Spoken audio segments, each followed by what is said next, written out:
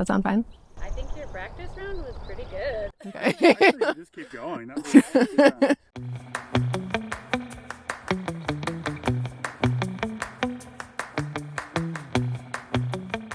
Hi, I'm Brett Rousseau at Hoyt Arboretum. This morning, I'm going to demonstrate what it looks like to do a spring check-in with a young tree in the ground. This time of year, trees have woken up, they're putting on good growth, as well as everything around them is also growing. So I'm going to show what it looks like to kind of manage that relationship. I'm going to start by weed eating the grass that's growing around the tree here.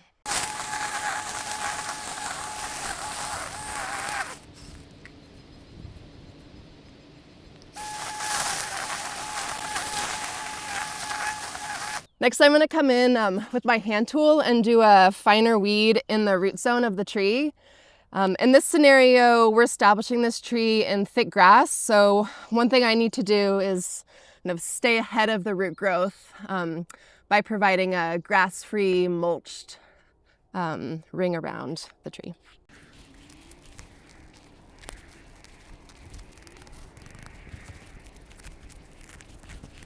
One thing you want to avoid doing is taking a shovel and cutting all the way around. It is faster and easier, but you risk cutting the roots.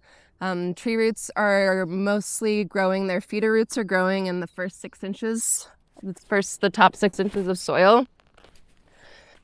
So we want to tread lightly.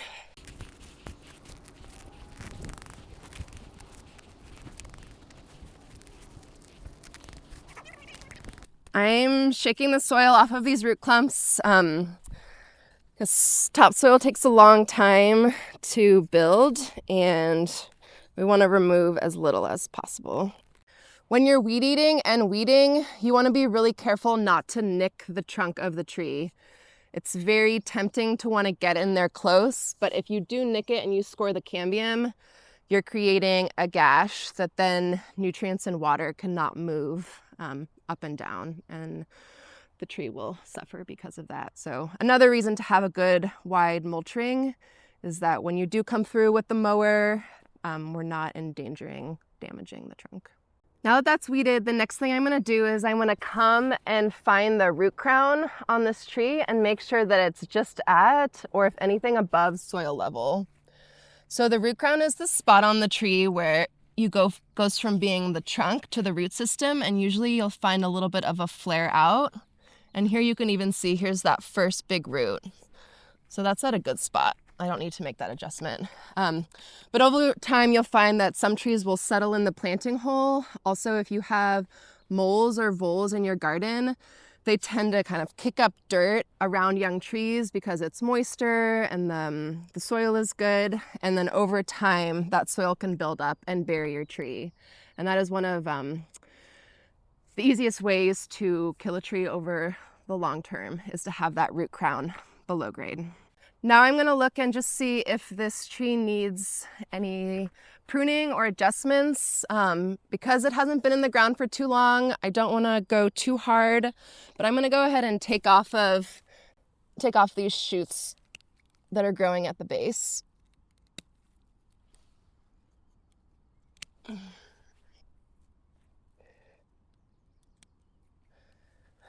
And then the next thing you want to check for is that your tree has a strong central leader. So if we come up here, this has a pretty good central stem.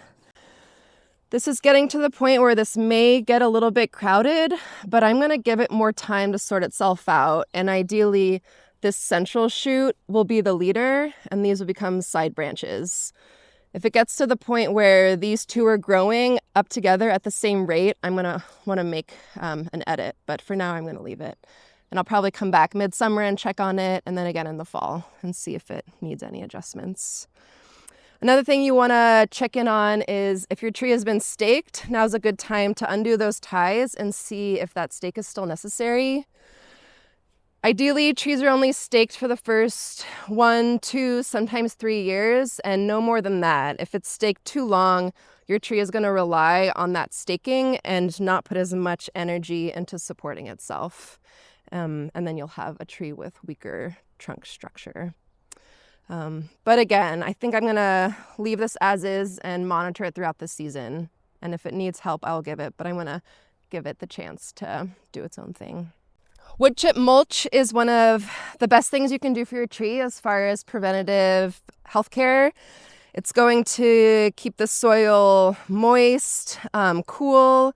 It's going to help with that weedy competition. So now that we've weeded it, by providing a thick layer of mulch, it's going to discourage the grass from continuing to grow up into that tree ring. And over time, it's breaking down. Microorganisms are breaking it down, and it's building soil and a rich nutrient community that the tree will tap into for excess nutrients that will help it grow.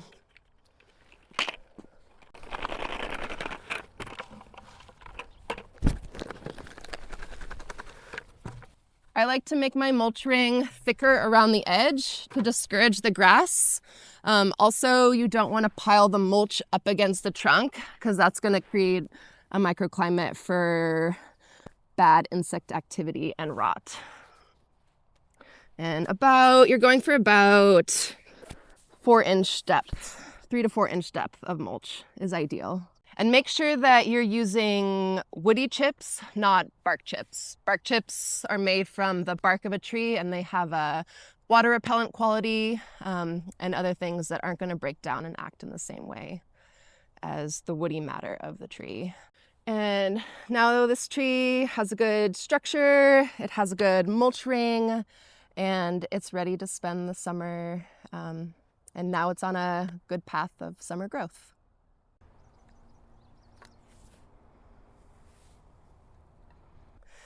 I'm going to put this wire cage back around this tree. Here at the Arboretum, in certain sections, we have pretty high deer pressure.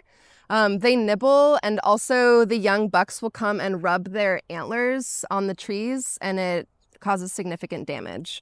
So I'm going to go ahead and throw this back on.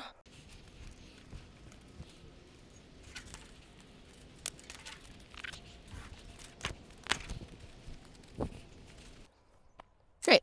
Now it's ready to go.